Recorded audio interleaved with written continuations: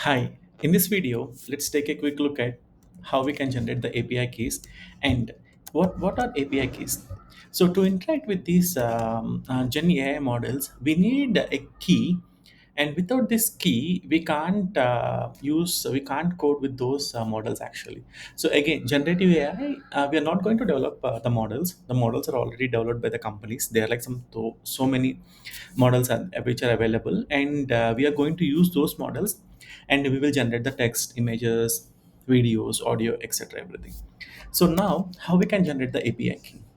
So just note down this one. So aistudio.google.com/API key.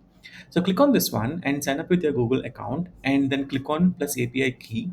It will generate the key for you. Okay, let us quickly do that. So click on this one over here. Okay, this is the page. I already signed up, so this is my account. So I mean, if in case if you have not signed up into a Gmail account yet, it will ask you to enter your email address and the password. And here you can see over here on the left side. So this is the Google AI Studio. So we have a couple of OpenAI options. One is the ChatGPT OpenAI. The second one is the Google Gemini.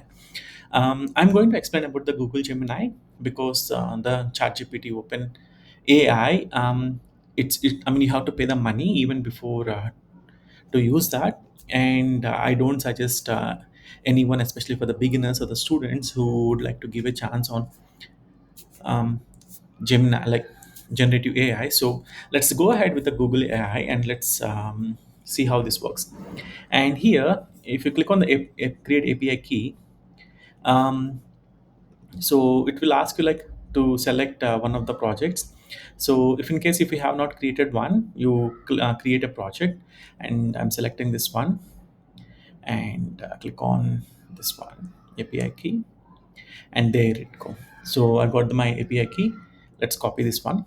And also on the left side, if you see, if in case if you have started using the API keys, you can see like how many tokens is nothing but the word, how many token words like input what counts you have used per day, and what is the request and the change log, etc. And again, we are not going to spend much more time on this one. We usually come here only for to get the API key. And also this API key, it will expire once in like 4 to 5 days. So this is all about how you can create the API keys.